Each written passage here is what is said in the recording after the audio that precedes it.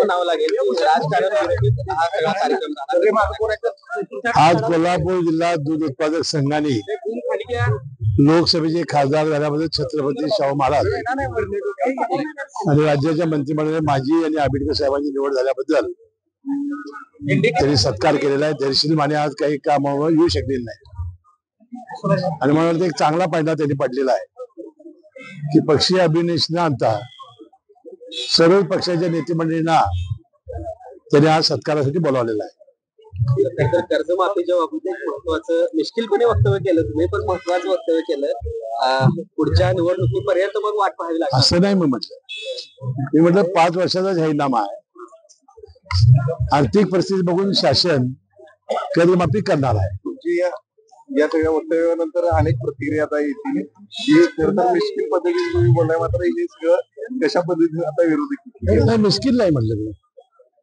ज्या अर्थी बंटी पाटलांनी थोडी कळ काढल्याबद्दल मला तिकडे बोलावं लागलं। त्यामध्ये 5 वर्षाचा आपला जाहीरनामा असतो। राज्य सरकारची तुझी परिस्थिती बघून आम्ही योग्य वेळेला कर्जमाफीचा निर्णय आपण घेऊ। विकास कामांना कात्री लावून नाही, आम्ही आता ज्या योजना आहेत त्या योजना चालूच राहण्यासाठी आम्हाला काही विकास कामांना कात्री लावावं लागेल, कर्ज काढावं लागेल आणि आमच्या मागे डबल इंजिन जे सरकार आहे केंद्राचं त्याचा फार मोठा फायदा होणार आहे। खरं तर शरद पवार गटाची 2 दिवसाची बैठक मुंबईमध्ये नुकतीच पार पडली। या बैठकीमध्ये खरं तर शरद पवार गटामध्ये 2 प्रवाह असल्याची माहिती समोर येते सत्तेमध्ये सहभागी होण्याच्या संदर्भामध्ये। नाही, मला त्याची काही माहिती नाही।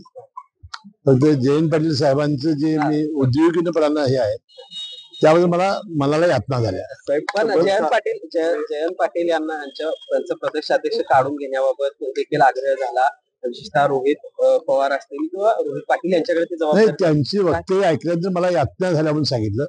मला त्यांचं अंतर्गत काय राजकारण हा त्यांच्या पक्षाचा प्रश्न आहे। माझा काही संवाद कोणाशी झालेला नाही। काल जे वर्तमानपत्रात 2 दिवसाचं त्यांची जी बैठक होती त्याचं प्रसार माध्यमांनी दिलं तेवढंच मी ऐकलेलं। पण रोहित पवारांच्या एकूणच राजकीय महत्वाकांक्षीविषयी तुम्ही नेहमीच बोलत आलेला आहात, त्याचं जे लेखक म्हणायचं का ज्या पद्धतीने नाही ते ज्या पद्धतीनं आम्ही माझ्यावर किंवा अजितदादांच्यावर वगैरे टीका करत होते त्यावेळी मी त्याला म्हणत होतो किंवा अजितदादा पवारांची जागा घेण्याची यांना घाई झालेली आहे। त्याच्या निवडणुका झाल्या, आम्ही सत्तेवर आलो। आता रोहित पाटलाची माझी काही व्यक्तिगत काही नाही, ते वक्तव्य आमच्यावर करत होते म्हणून आम्ही बोलत होतो। आता तो काही विषय राहिलेला नाही। आता जयंत पाटलांना हे होतंय असं म्हणायचं नाही, मला काय त्या दोघांचं काय संबंध आहे मला काही माहिती नाही। साहेब 6 महिन्यानंतर खरं तर विशाळगड पुन्हा त्या ठिकाणी पर्यटकांसाठी खुला झालाय, मात्र आज निलेश यांनी गुरुद्वारा त्या ठिकाणी विशाळगडावर होणार आहे, तो मात्र होऊ देणार नाही अशा पद्धतीचे वक्तव्य केले। शांत झालेलं प्रकरण पुन्हा एकदा आता या ठिकाणी पुन्हा नाही, मला काय अजून माहिती घेतलेली नाही। मी माहिती घेऊन यावर बोलेल। लाडक्या बहिणींना 2100चा हप्ता कधी मिळणार, कारण गेला 1500चा हप्ता मिळाला नाही। आम्ही आमच्या जाहीरनाम्यामध्ये 2100 रुपये देण्याची घोषणा केलेली आहे। आम्ही योग्य वेळेला आम्ही तो 2100 रुपये करणार आहोत। खर तर निवडणुकीच्या तोंडावर भाजप असेल किंवा तुमच्या पक्षातून जे बाहेर पडलेले नेते मंडळी होती ती कुठेतरी पुन्हा एकदा त्यांच्या घर वापसीची चर्चा सुरू झाली आहे। त्यामुळे भाजपचे काही लोक पुन्हा एकदा बाहेर पडलेले पुन्हा भाजपच्या संपर्कामध्ये आहेत असे देखील चर्चा समोर येत आहेत। तशा पद्धतीने मला कोणाचं नाव काही कळलं नाही। आपल्या मतदारसंघातील नाही ते नाही झालं, पण काय जाणार नाही की 35 वर्ष आम्ही पवार साहेबांच्यावर होतो। आम्ही बाहेर पडताना आमच्या काय अडचणी आहेत त्यांना सांगून त्यांची संमती घेऊन गेलो होतो। त्यानंतर माझ्या विरोधी त्यांनी त्याला तयार केलं। जसं माझ्यावर पुत्रवत प्रेम केलं तसं त्यांच्यावर त्यांनी पुत्रवत प्रेम केलं। संपूर्ण पवार फॅमिली ही त्यांच्या प्रचारामध्ये आली। सुप्रिया सोय माझ्या मतदारसंघात कधी झाल्या नव्हत्या, ते 30-25 वर्षांनी पहिल्यांदा आल्या। मी त्यांचं स्वागत केलं।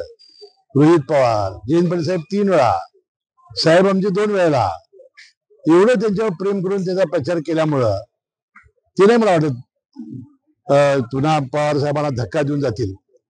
पण संजय बाबा भाजपच्या वाटेवर आहेत अशी चर्चा आहे। हे बघा, त्यांनी परवा माझा विधानसभेत मला जाहीर पाठिंबा दिला, त्यामुळे ते असलेल्या उभाटा पक्षातून थोडस दूर झालेले आहेत। त्यांना कुठल्या तरी एका पक्षाची आवश्यकता होती, त्यांनी राष्ट्रीय पक्ष निवडलेला दिसतोय। पण त्यांना माझ्या मनपूर्वक शुभेच्छा आहेत. तुमचे चांगले मित्र आहेत. तुमचा पक्ष सुद्धा तुमच्या पक्षात घेण्यासाठी सुद्धा उपलब्ध झाला असता, असं असताना भाजपचा पर्याय निवडला. नाही, त्याला वाटलं असं की राष्ट्रीय पक्ष आहे, आपण जावं, तिथं आपल्याला संधी अधिक मिळेल, अंतिम निर्णय घेतला असेल. शेवटी व्यक्तिगत लोकशाहीमध्ये शेवटी आता आघाडी कुठल्याही संस्थेची असेल, निवडणुकी असेल, तर आम्ही एकत्र येऊच ना. सांगलीचे आमदार खर तर खाडे यांनी नीरजचा उल्लेख जो आहे तो मिनी पाकिस्तान म्हणून केलेला आहे. त्यानंतर आता अनेक ठिकाणी मी माहिती घेतलेली नाही, माहिती घेऊन बोलतो.